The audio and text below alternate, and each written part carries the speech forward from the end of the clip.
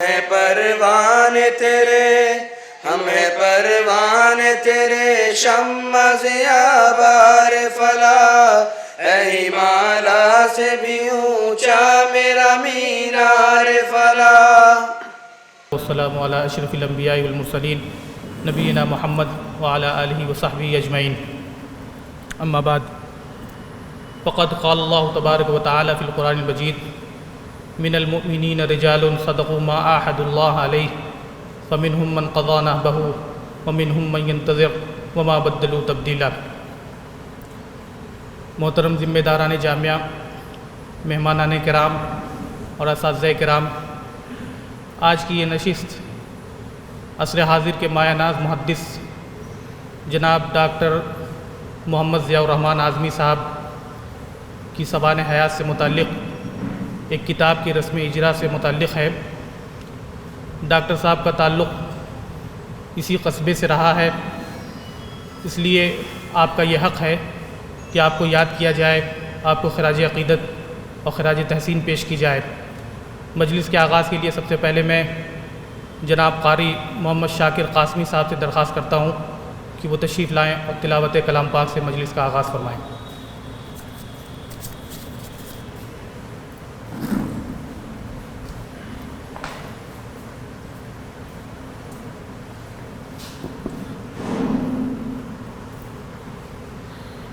اعوذ باللہ من الشیطان الرجیم، بسم اللہ الرحمن الرحیم۔ فمن يرد الله أن يهديه يشرح صدره للإسلام، ومن يرد أن يضله يجعل صدره ضيقا حرجا كأنما يصعد في السماء، كذلك يجعل الله الرجس على الذين لا يؤمنون، وهذا صراط ربك مستقيما، قد فصلنا الآيات لقوم يذكرون، لهم دار السلام عند ربهم وهو وليهم بما كانوا يعملون، صدق اللہ العظیم۔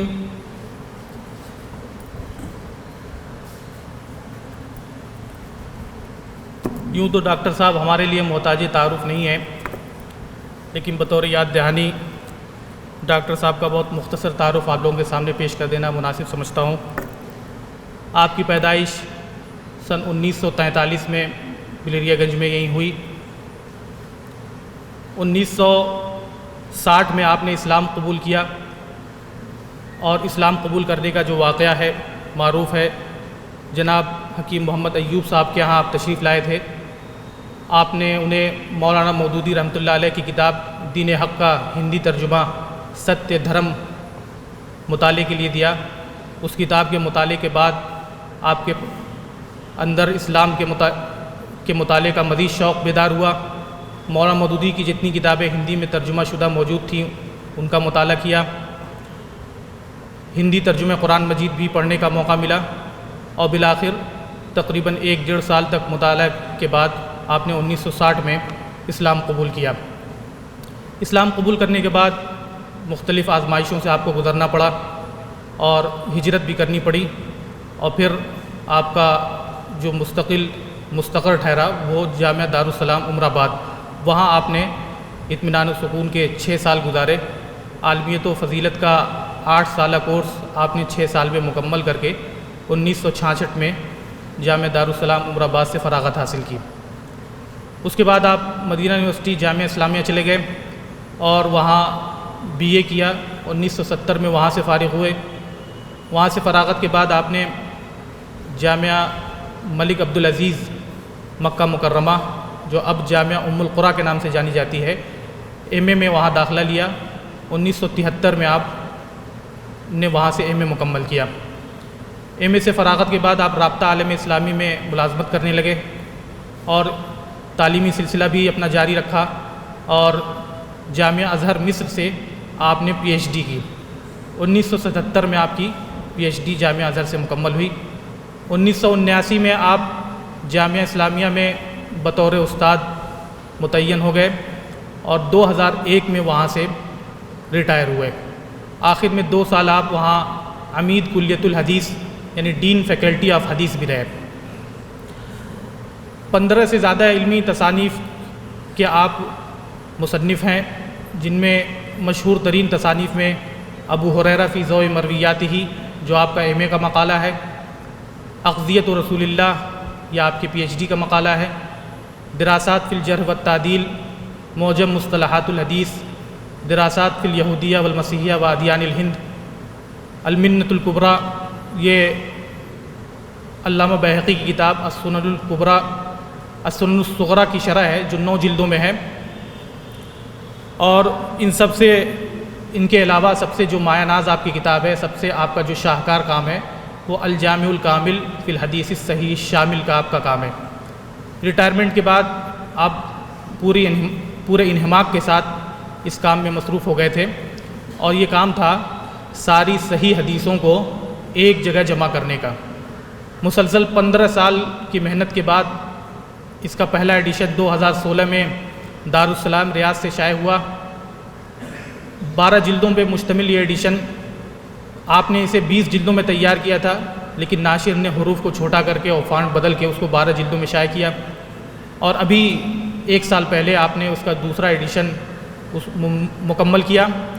پہلے ایڈیشن کی تکمیل کے بعد آپ نے از-سر-نو پوری کتاب کا جائزہ لیا، اس میں مزید چند احادیث کا اضافہ ہوا، بعض احادیث کے احکام وغیرہ میں تبدیلی ہوئی، اور دوسرا ایڈیشن 2019 میں پاکستان سے شائع ہوا جو کہ 19 جلدوں پر مشتمل ہے، اور 2020 میں اس کا تیسرا ایڈیشن بھی پاکستان ہی سے شائع ہوا۔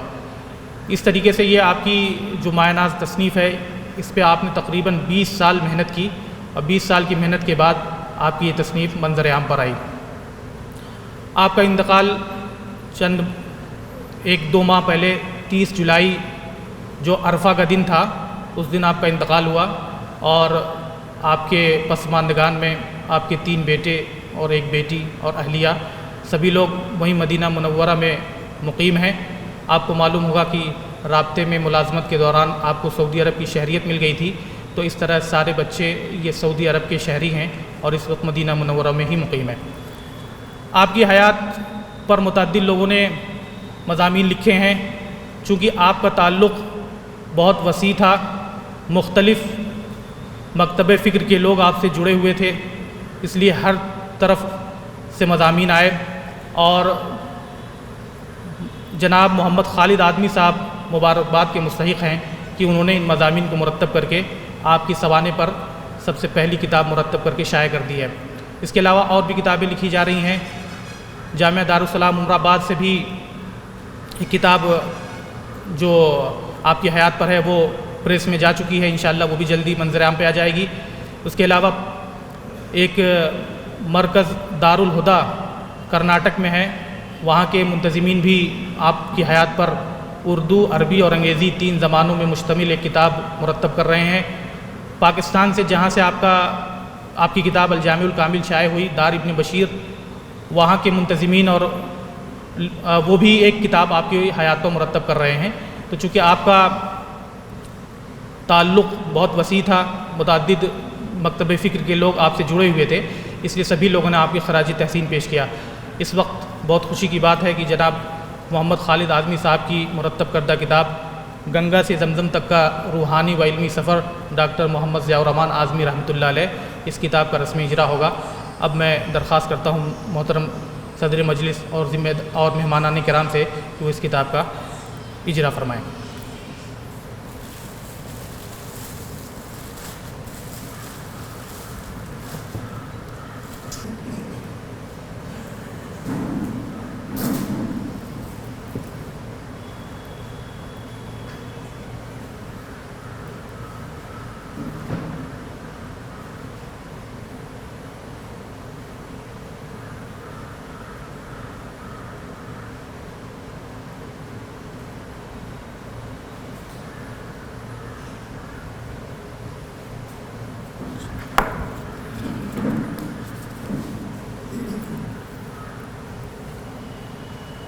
اس کے بعد چند تاثرات آپ کے سامنے آئیں گے۔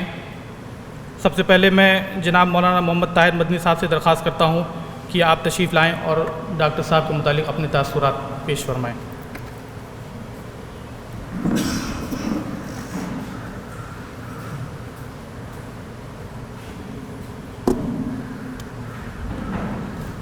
الحمدللہ وکفا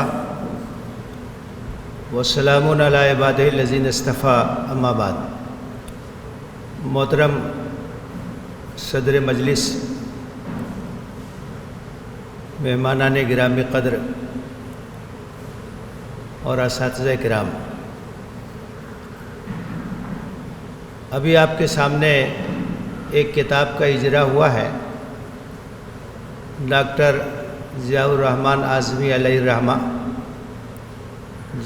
جن کا ابھی جلدی انتقال ہوا ہے، ان کی سوانح حیات پر مشتمل یہ کتاب ہے، مختلف مضامین اور مقالات کا مجموعہ ہے۔ ڈاکٹر صاحب کا تعلق چونکہ اسی سرزمین سے تھا اور یہیں کے وہ باشندہ تھے اور جامعۃ الفلاح سے بھی بڑا گہرا تعلق تھا، اس لیے آپ لوگ بھی ان سے قریبی واقفیت رکھتے ہیں۔ اللہ تعالیٰ کا بڑا فضل ہوا، نوجوانی میں انہوں نے اسلام قبول کیا۔ اس وقت وہ انٹر کے طالب علم تھے شبلی کالج میں، اور اس کے بعد آزمائش کے مرحلوں سے گزرے، مختلف مقامات پر وہ گئے۔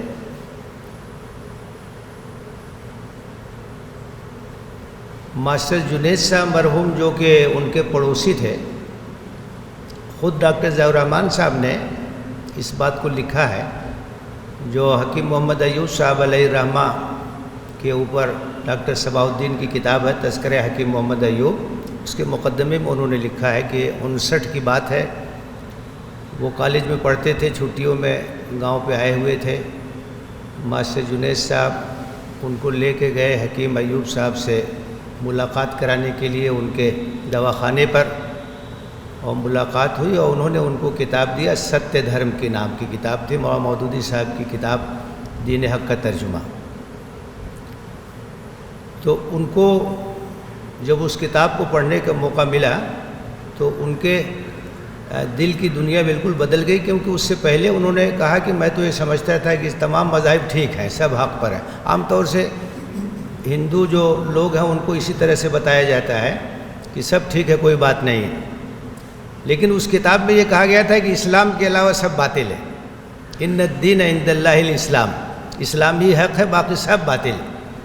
تو ان کے ذہن میں سوالات پیدا ہوئے اور مطالعہ شروع کیا انہوں نے، اور ہندو مذہبی رہنماؤں سے بھی ملاقاتیں شروع کی، جو سوالات تھے ان کا جواب جو ہے چاہا، لیکن کوئی اطمینان بخش جواب ان کو نہیں مل پایا۔ مطالعہ اور بڑھا، اور پھر ہندی ترجمہ قرآن بھی پڑھا۔ کالج میں اس زمانے میں 2 شخصیات تھیں جن کا ان کے اوپر بہت اثر پڑا۔ ایک سلطان مبین صاحب تھے شبلی کالج میں، جو سنسکرت کے پروفیسر تھے، ماہر تھے سنسکرت کے، اور مطالعہ مذاہب بہت زبردست تھا ان کا، تقابلی مطالعہ مذاہب۔ تو ان کے ہاں جاتے تھے ڈاکٹر ضیاء الرحمن صاحب، ان سے استفادہ کرتے تھے، ان کے ہاں بیٹھتے تھے۔ ہمارے ہاں شعبہ نسواں میں ایک سینئر معلمہ ہیں قدسیہ صاحبہ، یہ سلطان مبین صاحب مرحوم کی صاحبزادی ہے، اور سلطان مبین صاحب کی کتابوں کا جو ذخیرہ تھا، ان کی جو اپنی نجی لائبریری تھی، وہ پوری لائبریری یہاں جامعۃ الفلاح کی لائبریری میں آ گئی ہے، اور جو وقف لائبریریوں کا حصہ اس میں وہ تمام کتابیں ان کی محفوظ ہیں۔ تو ان سے بڑا فائدہ اٹھایا ڈاکٹر ضیاء الرحمن صاحب نے۔ اور دوسری ایک شخصیت تھی ماسٹر عبدالحکیم صاحب، جن کا تعلق سرائے میر سے تھا، اور شبلی کالج میں بی ایڈ میں وہ استاذ تھے، اور تحریک اسلامی سے وابستہ تھے، اور بڑا دعوتی ذہن تھا، قرآن سے بڑا شغف تھا، تو ہفتہ وار وہاں وہ درس قرآن کا اہتمام کرتے تھے۔ تو ڈاکٹر ضیاء الرحمن صاحب کو انہوں نے خصوصی طور سے اجازت دے دی، وہ اس میں شریک ہونے لگے، اور ہفتہ وار درس ہی کے دوران ایک دن جب سورہ عنکبوت کی آیتوں کی تفسیر ہو رہی تھی، اس میں یہ آیت آئی کہ جو لوگ اللہ کو چھوڑ کر دوسرے معبودوں کو پکارتے ہیں، ان کی مثال ایسے ہی ہے کہ جیسے مکڑی کا گھر ہو اور سب سے کمزور گھر مکڑی کا گھر ہوتا ہے. تو اس کی جو تشریح ہوئی اس کے بعد پھر ان کے دل میں ایک ہلچل پیدا ہو گیا. انہوں نے کہا کہ مار صاحب اب مجھے کلمہ پڑھوا دیجیے. اور اسی دن وہ مشرف با اسلام ہو گئے اور نماز کا طریقہ سیکھنے کے لیے ہندی میں ایک کتاب حاصل کی. مغرب کے وقت مار صاحب کے یہاں گئے اور پھر ان کے ساتھ نماز شروع کی اور اس طرح سے وہ دائرہ اسلام میں داخل ہو گئے. پھر آزمائشوں کا دور آیا, یہاں رہنا مشکل ہو گیا. یہاں سے پھر جماعت کے مرکز رامپور جو گئے اور وہاں سے پھر ککرالہ گئے. ککرالہ میں اسلامی درسگاہ تھی, وہاں 1.5 سال 2 سال رہے. وہاں پڑھا بھی انہوں نے اور ہندی وغیرہ وہاں پڑھایا بھی. اس کے بعد پھر وہاں بھی پتہ لگانے والے پہنچ گئے, معلوم ہوا کہ یہ لوگ پیچھے پڑے ہوئے ان کے, تو وہاں سے پھر ان کو عمر آباد بھیج دیا گیا, جہاں سکون کے ساتھ انہوں نے وہاں کا پورا کورس جو تھا فضیلت تک کا مکمل کیا. اور اس کے بعد پھر اللہ تعالیٰ نے راستہ ہموار کیا, مدینہ یونیورسٹی چلے گئے. اس کے بعد جو ہے مکے سے انہوں نے جامعہ ام القریٰ جو اب کہلاتی ہے وہاں سے ایم اے کیا. رابطہ میں سروس مل گئی, سعودی شہریت مل گئی. اس کے بعد پھر مصر سے جو ہے انہوں نے پی ایچ ڈی بھی کر لی اور پھر مدینہ منورہ آ گئے. 79 سے مدینہ منورہ منتقل ہو گئے, یونیورسٹی میں رہے. اور اس کے بعد ریٹائرمنٹ کے بعد پھر ان کو یہ شرف بھی حاصل ہوا کہ مسجد نبوی میں ان کا درس حدیث ہوتا تھا اور لوگ ان سے وہاں استفادہ کرتے تھے. اور تصنیف و تالیف کا ذوق تھا ان کا, بڑی محنت کیا انہوں نے, غیر معمولی شغف تھا. اور اس سے اندازہ ہوتا ہے کہ آدمی اگر یکسوئی کے ساتھ محنت کرے تو بڑے سے بڑا کام بھی وہ انجام دے سکتا ہے. ابھی جو آخری کام ان کا آیا ہے صحیح حدیثوں کی جو انسائکلوپیڈیا انہوں نے تیار کیا 19-20 جلدوں میں, تو یہ تو اکیڈمیوں کے کرنے کا کام ہے, بہت سارے لوگ مل کے یہ کام کرتے ہیں. لیکن ڈاکٹر صاحب نے یہ کام 15-20 سال کی انتہائی محنت سے اس کام کو انجام دیا اور تقریباً 200 کتابوں کے اندر جو صحیح احادیث تھی مختلف جگہوں پر ان سب کو ایک ترتیب کے ساتھ اکٹھا کر دیا. تو یہ ایک بہت بڑا کام, تقریباً 16,500 صحیح احادیث ہے جن کو اس میں انہوں نے اکٹھا کر دیا. اور ان کے پیش نظر یہ تھا, وہ کام کر بھی چکے تھے, اس کی ایک تلخیص بھی تیار کیا انہوں نے. اور ایک بار ان سے ملاقات ہوئی تو انہوں نے کہا کہ اصل میں یہ آئیڈیا میرے ذہن میں اس طرح سے آیا کہ لوگ پوچھتے ہیں, سوال کرتے ہیں کہ بھائی ٹھیک ہے قرآن تو بالکل مستند ہے, آپ قرآن دے دیتے ہیں کہ لیجئے پڑھیے, قرآن بالکل سے قطعی ثبوت ہے, اس میں کوئی شک نہیں شبہ نہیں. اسی طرح سے کوئی ایسا مجموعہ ہونا چاہیے کہ تمام صحیح حدیثیں ایک جگہ ہوں, آپ دے دیجئے کہ لو یہ صحیح حدیث ہے, اس کو پڑھ لو. تو وہ آئیڈیا ان کے ذہن میں آیا, پھر انہوں نے اس کو اس طرح سے کام شروع کیا. اور ان کے پیش نظر یہ تھا کہ سند وغیرہ سب حذف کر کے صرف جو متن ہے, صرف احادیث ہے, ان کو ایک جلد میں شائع کر دیا جائے. پھر اس کا ترجمہ بھی مختلف زبانوں میں ہو جائے کہ لوگوں کے سامنے یہ رکھ دیا جائے کہ دیکھو یہ صحیح حدیثوں کو مجموعہ, اس کے اندر یہ موجود ہے. تو یہ ایک بہت بڑا کام ہے جو انہوں نے کیا. جو خاص بات تھی ان کے اندر, چونکہ وہ نو مسلم تھے اور انہوں نے اسلام دریافت کیا تھا, اپنے مطالعے سے حاصل کیا تھا, تو اس کی قدر و قیمت ان کے پاس تھی. تو وہ دعوتی کام کی اہمیت پر بہت زیادہ زور دیتے تھے اور اپنے ملنے والوں سے, اور جہاں جاتے تھے, جہاں پروگرام ہوتا تھا, جہاں گفتگو کا موقع ملتا تھا, خاص طور سے ہندوستان کے لوگوں سے, تو اس پر بہت زیادہ زور دیتے تھے کہ غیر مسلموں میں دعوت کا کام کیجیے.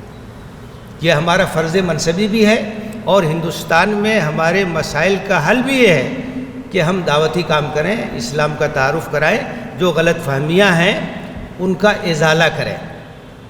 اچھا, اس سلسلے میں ان کی ایک کتاب ہے ہندی میں, قرآن کی شیتل چھایا, قرآن مجید کے منتخب حصوں کی تشریح ہندی زبان میں, اور جماعت کے شعبے ہندی سے شائع ہوئی. بڑی مقبول کتاب, کافی دنوں سے وہ مقبول ہے اور کافی لوگ اس سے فائدہ اٹھا رہے ہیں. ایک اور بہت اہم کام کیا انہوں نے دعوتی نقطہ نظر سے, اور وہ کام ہے قرآن مجید کی ایک انسائکلوپیڈیا انہوں نے تیار کیا. اور اس کا محرک یہ تھا, انہوں نے یہ کہا کہ اگر ہم کسی غیر مسلم کو ہندی میں قرآن مجید کا ترجمہ دے دیں تو بہت سی ایسی اصطلاحات ہیں جن کو وہ سمجھ نہیں پائے گا. تو ایک گائیڈ بک کی ضرورت ہے جس میں قرآن مجید کی اصطلاحات کا تعارف کرایا گیا ہو, اس کی تشریح کی گئی ہو. انہوں نے کہا کہ بعض جو ہے مستشرقین نے اور اس طرح کے لوگوں نے ایسی چیزیں تیار کی ہیں, لیکن وہ جو ہے معاندانہ انداز سے ہیں اور اسلام دشمنی پر مبنی ہیں اور غلط فہمیوں کو پیدا کرتے ہیں وہ. تو یہ ضرورت انہوں نے محسوس کیا کہ ایک جو ہے ایسی انسائکلوپیڈیا تیار ہونی چاہیے جس میں قرآن مجید کی اصطلاحات کی تشریح کر، ہندی زبان میں اس کو انہوں نے تیار کیا، اور تقریباً 600 قرآن مجید کی اصطلاحات، ان کی بہترین تشریح انہوں نے بہت ہی مناسب انداز سے کی ہے۔ اب اس کا اردو ترجمہ بھی ہو گیا ہے۔ تو دعوتی نقطہ نظر سے اس کتاب کی بڑی اہمیت ہے۔ غیر مسلم بھائیوں کو وہ ہندی جو قرآن کی انسائکلوپیڈیا ہے وہ دی جائے مطالعے کے لیے، اور اس کے ساتھ قرآن مجید کا ترجمہ، تو ان کا ذہن بالکل صاف ہو جائے گا، کوئی اشکال نہیں رہے گا، اصطلاحات وغیرہ کو سمجھنے میں بڑی آسانی ہوگی، اور وہ ایک بڑا اہم کام ہو گیا ہے۔ عام لوگوں کے لیے بھی بہت مفید ہے، عام مسلمانوں کے لیے بھی بہت مفید ہے۔ اس میں تمام چیزوں کی تشریح جو قرآن میں جن کا ذکر آیا ہے بہت ہی مناسب انداز سے، اختصار کے ساتھ، جامعیت کے ساتھ انہوں نے اس کتاب میں کیا ہے۔ تو یہ جو ہے ان کی زندگی کا بڑا نمایاں پہلو تھا کہ وہ دعوتی کام پہ بڑا زور دیتے تھے، اور خود چونکہ وہ کفر کی ظلمتوں سے نکل کر کے اسلام کی روشنی میں آئے تھے، اس لیے اس کام کی اہمیت کو وہ سمجھتے تھے اور اس پر کافی زور دیتے تھے، لوگوں کو ابھارتے تھے۔ تو ان کی زندگی کا ایک یہ بہت بڑا سبق ہے کہ ہمیں بھی دعوتی کام کی طرف توجہ دینا چاہیے اور اس طرح کی چیزوں سے استفادہ کرنا چاہیے۔ 77 برس کی عمر میں ان کا انتقال ہوا، اور کافی ان کی کتابیں ابھی آپ کے سامنے تعارف بھی آیا ہے، بڑی علمی کتابیں ہیں اور بڑا کام کر کے وہ گئے ہیں۔ ان کا جس دن ان کی وفات ہوئی ہے وہ دن بھی اتفاق سے دیکھیے عرفہ کا دن تھا، اور مدینہ منورہ میں انتقال ہوا، مسجد نبوی میں جنازہ ہوا، اور جنت البقیع میں تدفین ہوئی۔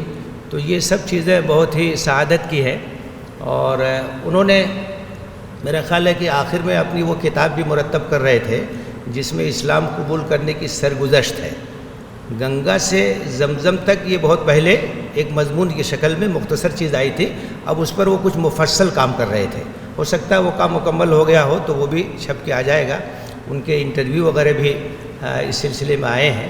یہ کتاب جو ابھی چھپی ہے خالد اعظمی صاحب کی کوشش سے، اس میں بھی بہت سے مضامین ہیں، اور وہ ڈاکٹر علیف الدین ترابی صاحب نے 76-77 میں جو انٹرویو تفصیلی ان سے لیا تھا اور اردو ڈائجسٹ میں چھپا تھا وہ بھی اس کے اندر آ گیا ہے۔ ان کے اساتذہ کے بھی مضامین ہیں اس میں، ان کے ساتھیوں کے بھی مضامین ہیں۔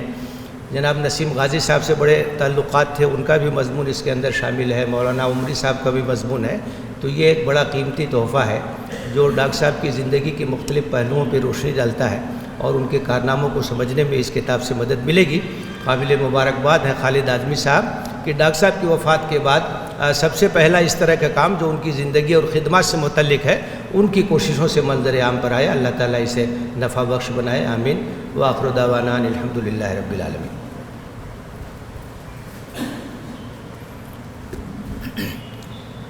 اس کے بعد میں درخواست کرتا ہوں جناب مولانا محمد عمران فلاحی صاحب سے کہ آپ تشریف لائیں اور اپنی تاثرات پیش فرمائیں۔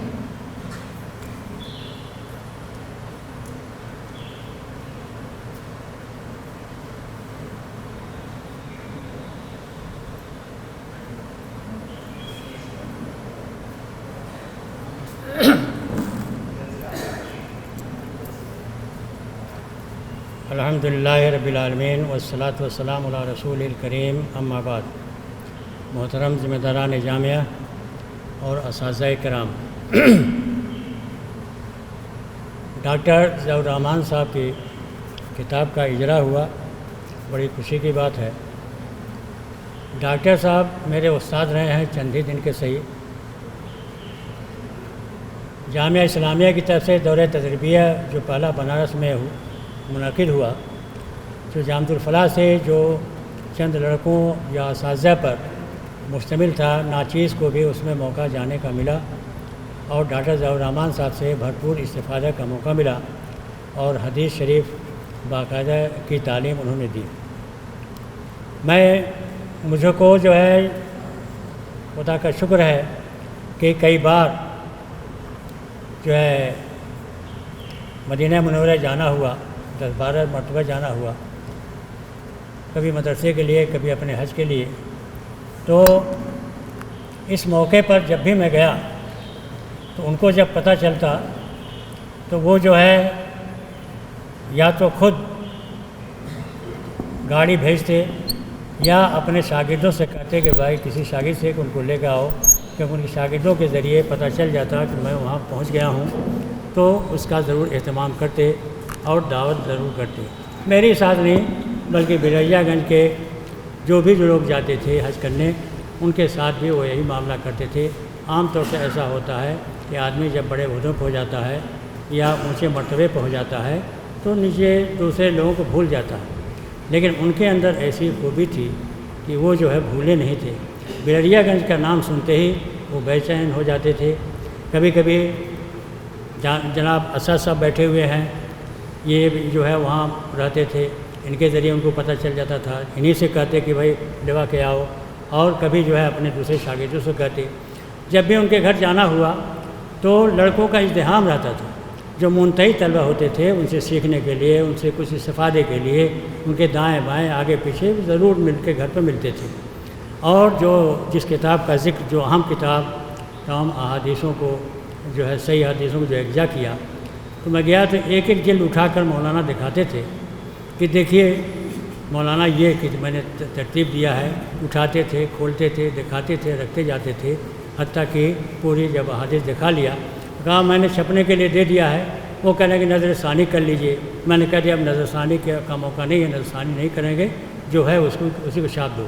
لیکن یہ بڑی خوشی ہوئی عبید اللہ طاہر صاحب سے کہ نہیں ان کی پھر نظر ثانی انہوں نے کی، اور مزید اس کو اور زیادہ مستفید آپ نے بنایا ہوگا۔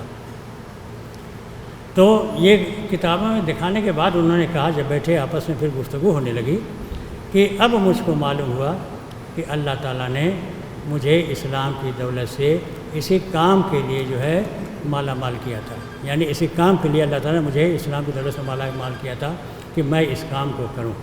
تو ان کی زندگی سے اور ان کے کارنامے سے، ان کے کام سے ہم کو یہ سبق ملتا ہے کہ اس طرح کی پتہ نہیں کتنے سعید روحیں ہوں گی کہ اگر ہم ان کے سامنے اسلام کی دعوت پیش کریں تو وہ اسلام قبول کرنے کے بعد اسلام کے لیے، ملت اسلامیہ کے لیے کتنے مفید ہو سکتے ہیں، کتنے بڑے سے بڑا کام کر سکتے ہیں، اور اتنے بڑا کام کر سکتے ہیں جس کو عام مسلمان، پشتینی مسلمان جو نہیں کر سکے، جو ایک نو مسلم نے کر دکھایا۔ اس لیے ہمیں اس دعوت و تبلیغ کے کام میں کوتاہی نہ کر کے بلکہ اس میں اور زیادہ مستعدی دکھانی چاہیے۔ ساتھ ہی ساتھ انہوں نے جو کام کیا ہے اس کام کو دیکھتے ہوئے ہمارے جو نوجوان حضرات ہیں اور جن کو اللہ تعالیٰ نے صلاحیت دی ہے، ان کو اس بات کی کوشش کرنی چاہیے کہ ہم بھی اپنی زندگی میں دین کا کچھ ایسا کام کر جائیں جو ہمارے لیے صدقہ جاریہ ہو، جیسا کہ ڈاکٹر صاحب کے لیے صدقہ جاریہ ہے ان کے کام۔ میں جب بھی یہاں ایسے جاتا تھا تو مجھے اچھی طرح معلوم تھا کہ حکیم جی سے ان سے بڑے گہرے تعلقات رہے، تو حکیم جی سے مل کے ان کا پیغام لے کر ان کو پہنچاتا، پھر جو اس کا جواب وہ دیتے وہ پیغام حکیم جی کو پہنچاتا۔ کئی بار میں نے کہا کئی سفر میں کہ ارے بلریا گنج ایک مرتبہ آپ ذرا سا آ جاتے، حکیم جی سے ملاقات ہو جاتی، کہ کیا کروں، یہ کام میں کرنا ہے۔ اور دیکھو کہیں جانے کا میں نے ہر جگہ سے میں نے کہہ دیا ہے کہ اب کہیں مجھے گھر چھوڑ کے نہیں جانا، مجھے کام کرنا ہے، اس لیے کہیں پاکستان یا کہیں بھی جانے، کہیں مختلف جگہوں سے مطالبہ ہو رہا ہے، لیکن میں کہیں نہیں جا رہا ہوں، اس کام کو کرنے کے بعد ہی کچھ سوچوں گا۔ تو آپ نے یہ کام کیا، اور یہ ایسی کتابیں آپ کی صدقہ جاریہ رہیں گی۔ ہم کو بھی اس سے سبق لینا چاہیے کہ ہم بھی اسی انداز پر چلنے کی کوشش کریں۔ اللہ تعالیٰ ان کو کروڑ جنت نصیب کرے، اور جو ان کے کام ہوئے ہیں اس کو صدقہ جاریہ بنائے۔ آمین۔ وآخر دعوانا الحمدللہ رب العالمین۔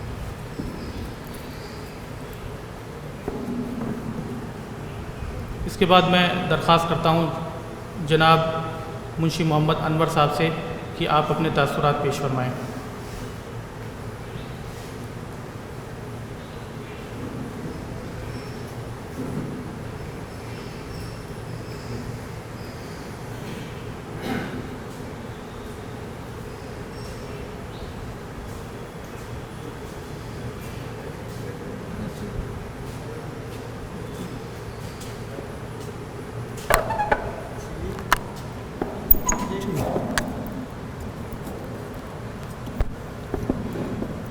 بسم اللہ الرحمن الرحیم۔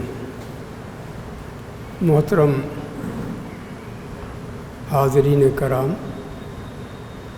ابھی آپ کے سامنے مختلف انداز سے مولانا ضیاء الرحمن مرحوم کے بارے میں تاثرات آئے ہیں، ان کی تعلیمی دنیا کے بارے میں بھی آپ کے سامنے باتیں آئیں اور تصنیفی معاملے میں بھی آپ کے سامنے باتیں آئی ہیں۔ میں جو بات کہنا چاہتا ہوں صرف اتنی ہے کہ ضیاء الرحمن صاحب کی زندگی سے جو بات بہت زیادہ کھل کے ملتی ہے وہ دور یاد آتا ہے جس دور میں صحابہ کرام کے ساتھ جو سختیاں ہوتی تھیں،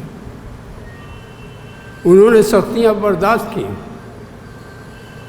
اور انتہا ہو گئی تو ان کو یہاں سے دوسری جگہ منتقل کیا گیا، اور پھر وہ اس حال میں آئے کہ گاؤں کے کوئی آدمی انہیں پہچان نہیں رہا تھا۔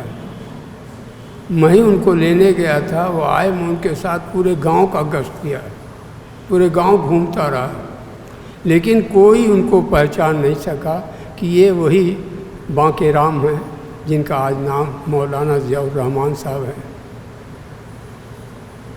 رات کو شام میں جب شام ہو گئی تو میں ان کے گھر گیا، ان کی والدہ ان کے والد سے ملاقات کی، ان سے بتایا کہ آپ کے صاحبزادے بانکے رام آئے ہوئے ہیں۔ تو غیر ان کے چچا ایک صاحب تھے جو بہت سخت مخالف تھے، ان کی ماں تو اٹھنا چاہتی تھی لیکن انہوں نے سختی سے ان کو ڈانٹ دیا، وہ بیچاری چپ ہو گئی۔ بہرحال میں آ گیا۔ صبح نماز فجر کے بعد ہم لوگ حکیم جی کے ہاں بیٹھے ہوئے تھے، تھوڑا جاڑے کا ہلکا سا سیزن تھا، پوال بچھا ہوا تھا، اسی پر میں اور لوگ بیٹھے تھے، خود ضیاء الرحمن صاحب بھی ساتھ میں تھے۔ ان کی والدہ اور کچھ لوگوں کے ساتھ آئیں اور ان سے ملیں۔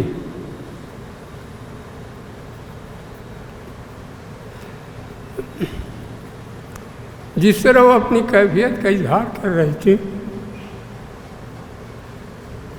ہم لوگ بیٹھے رو رہے تھے، مگر مولانا ضیاء الرحمن صاحب بالکل بت بنے ہوئے بیٹھے تھے۔ اللہ تعالیٰ جب کسی کو توفیق دیتا ہے تو اللہ تعالیٰ نے ان کو علم کی دنیا میں بھی اور پھر مالی اعتبار سے بھی ان کو نوازا، ہر اعتبار سے نوازا۔ یہ اس کے کرم، اس کی مہربانی تھی۔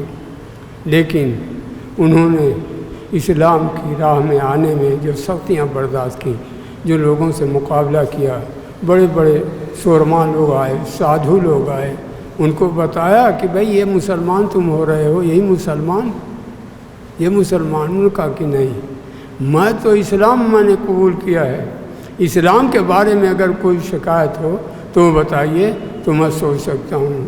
تو اس طرح سے اللہ تعالیٰ نے ان کی ہر جگہ مدد کی، اور ساتھ میں حکیم ایوب صاحب کا جو ان کے ساتھ تعاون رہا ہے، ان کے جو محسن رہے ہیں، انہی کے ذریعے لکھنؤ سے مدینہ جانے کی سبیل پیدا ہوئی۔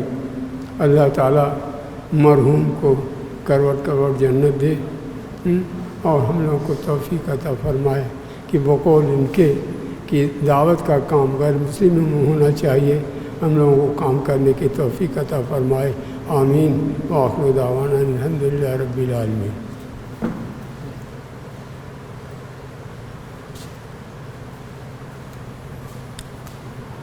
اس کے بعد صدارتی کلمات کے لیے میں ناظم جامعہ جناب مولانا محمد جناب رحمۃ اللہ اشرف علائی مدنی صاحب سے درخواست کرتا ہوں کہ آپ تشریف لائیں۔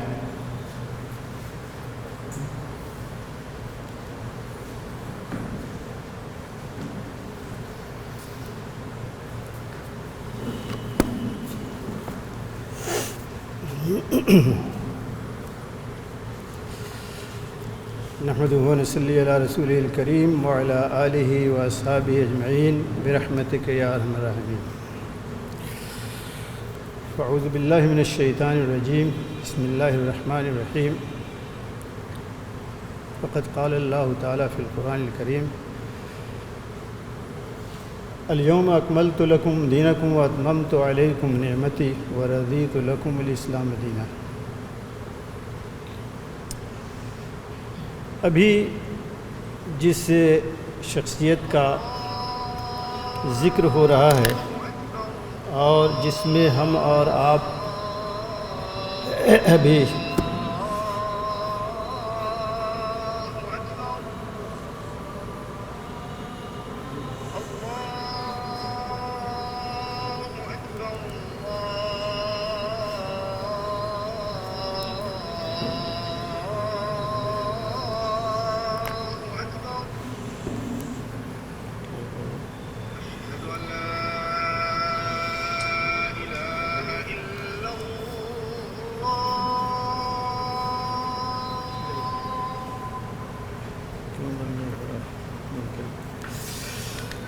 تو یہ وہ شخصیت ہے جس کے سلسلے میں ابھی آپ نے بہت کچھ سنا ہے، اور کوئی بھی شخصیت اس کی زندگی کے بعض پہلو ایسے ہوتے ہیں جو ہمیں کچھ نہ کچھ سکھا کر کے جاتے ہیں، اور ہم جو کچھ کر رہے ہیں اس میں کچھ سوچنے اور کچھ کرنے کی دعوت دیتے ہیں۔ دیکھیے، ڈاکٹر محمد ضیاء الرحمن العازمی رحمۃ اللہ علیہ کی زندگی پہ مختلف چیزیں سامنے آئی ہیں۔ اب تو کتاب چھپ کر کے آ گئی ہے۔ خالد اعظمی صاحب نے پہلے دن سے مجھ سے رجوع کیا تھا۔ میری سب سے پہلی ملاقات جو مجھے یاد ہے، اس سے پہلے ذکر میں سنتا تھا، جب وہ جامعہ دارالسلام سے فارغ ہو کر کے یہاں آئے تھے اور ان کو مدینہ منورہ جانا تھا۔ پہلے سال میں، جس سال وہ فارغ ہوئے تھے، اور امید تھی کہ وہ اس سال چلے جائیں گے، لیکن کسی وجہ سے ان کا نمبر نہیں آ سکا، وہ اس سال نہیں جا سکے، جس کا ذکر وہ بہت ہی گویا اہمیت کے ساتھ یہاں ہماری گفتگو میں انہوں نے کیا۔ ہم نے کہا کہ گھبرانے کی کوئی بات نہیں ہے، لوگ تو کئی سال انتظار کے بعد جو ہے وہ جاتے ہیں، تو آپ بھی انشاءاللہ جائیں گے۔ چنانچہ دوسرے سال ان کا انتخاب ہوا اور وہ جو ہے وہاں چلے گئے، پہنچ گئے۔ چونکہ میرا ان سے بہت ہی قریبی تعلق رہا ہے اس معنی میں کہ میرا رسالہ جو طائفۃ البحرہ تاریخھا و عقائدھا ہے، اس کے وہ مشرف رہے ہیں، اور ان سے ملنا، ان کے ساتھ بیٹھنا، گفتگو کرنا، حتیٰ کہ ہفتے میں ایک بار ان کے گھر جانا، یہ مستقل جو ہے لگا رہا ہے۔ اس لیے ان کو جاننے، سمجھنے، ان سے استفادہ کرنے کا مجھے جو موقع ملا ہے، بہت کم لوگوں کو یہ موقع ملا ہوگا کہ کئی سال، اس لیے کہ میں نے وہ کام جو ہے تقریباً ان کی نگرانی میں 4 سال میں مکمل کیا ہے۔ 1 سال تو کسی اور موضوع پہ جو ہو گیا۔ تو اس سے میں نے جو کچھ جانا اور سمجھا، اور ان کے اخلاق، ان کے عادات، ان کا رکھ رکھاؤ، ان کی محنت، ان کی توجہ، ان کا جو خاص موضوع تھا حدیث کا، اور پھر ادیان کا، اور پھر خاص طور سے جو ہے ہندوازم سے متعلق یا اس سے متعلق جو کچھ انہوں نے لکھا ہے، کیا ہے، وہ پہلے دن سے ان کا سوچا سمجھا جو ہے منصوبہ تھا، اور وہ انہوں نے کیا۔ مجھے بہت بات نہیں کہنی، یہ باتیں سب کتابوں میں بھی ہیں، آپ نے سنی بھی ہیں۔ صرف ایک بات کہ ان کو جو یہ توفیق ملی، اسلام کی نعمت ملی، اور اسلام وہ دین ہے جو آیت ابھی ہم نے پڑھی، ہم سب لوگ پڑھتے رہتے ہیں کہ یہ اللہ تعالیٰ کا آخری پسندیدہ دین ہے، اور یہ مکمل دین ہے، اور اسی دین میں ہماری دنیا اور آخرت کی نجات ہے۔ میں کہوں گا کہ اس کی توفیق جو ہے مولانا کو ملی، اور انہوں نے اپنی بقیہ زندگی میں جو شروع ہی سے آگے تھے اس کا جو ہے استعمال جو ہے وہ کیا۔ اور ان کا تعلق چونکہ بہت ہی معتدل مزاج تھے، ان کے پاس ہر طرح کے لوگ رہتے تھے۔ عام طور سے ایسے لوگ بھی بہت زیادہ جو ان کے پاس اٹھتے بیٹھتے تھے جو اپنے مسلک کے سلسلے میں بہت متشدد بھی تھے، لیکن ان کا رویہ بہت ہی معتدل ہر زمانے میں رہا، خود جماعت کے سلسلے میں اور دوسری جماعتوں کے سلسلے میں۔ چنانچہ یہ وہ شخصیت ہے جو ہر حلقے میں جو ہے مقبول ہے اور مقبول رہی ہے۔ اور آپ دیکھیں گے کہ ان کے انتقال پہ جن لوگوں نے اپنے تاثرات کا، تعزیتی کلمات کا اظہار کیا ہے، اس میں ہر طرح کے لوگ موجود ہیں۔ میں صرف ایک بات کہتا ہوں کہ جس چیز کی وجہ سے انہیں یہ درجہ ملا وہ اسلام جیسی نعمت تھی، اور وہ بھی ان کو ایسے لوگوں کے ساتھ اٹھنے بیٹھنے جس کا ذکر ابھی آیا، اس کی وجہ سے ان کی توجہ اس طرف ہوئی، ورنہ یہ اللہ تعالیٰ کا کرم ہے، اس کی توفیق ہے، اور اللہ تعالیٰ جس کے اندر کچھ صلاحیت دیکھتا ہے یا اس لیاقت دیکھتا ہے، اس کو جو ہے اس کی جو ہے گویا توفیق دیتا ہے، اور اس نے جو ان کو توفیق دیا، اس توفیق کا جو ہے حق ادا کیا۔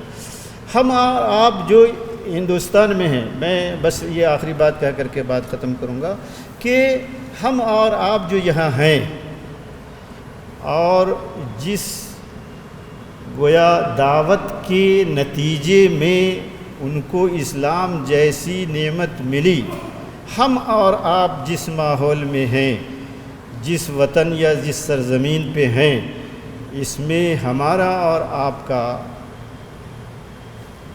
جو واحد مسائل کا حل ہے وہ یہی ہے۔